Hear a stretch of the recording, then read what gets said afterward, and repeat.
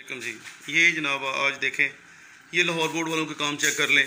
इस टाइम उन्होंने रजिस्ट्रेशन की फ़ीस जो है वो तकरीबन 1750 रुपये कर दी है और एडमिशन जो है ना उन्होंने अलग कर दिया है।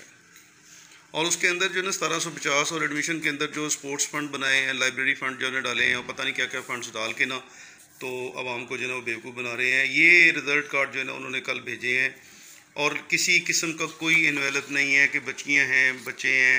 ये मैट्रिक का इनका डॉक्यूमेंट है, बहुत अहम डॉक्यूमेंट है और किसी किस्म का कोई इन्वेलप नहीं लगाया इन खबीसों ने, कुत्तों ने, हरामजादों ने।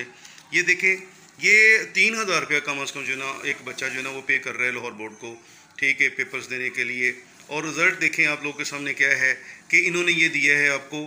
और ये देखें, ये बच्ची का रिज़ल्ट कार्ड जो है, इस तरह के रिज़ल्ट कार्ड जो है डाकिए के पास मैंने वो देखे हैं, फटे हुए हैं उनके। और ये इदारों का ये हाल है हमारे, ठीक है। इनको कौन कहेगा, कौन पूछेगा? कोई है इनको पूछने वाला? या सब जो है ना पूछने वाले जो है ना अपने कामों में मसरूफ़ हैं?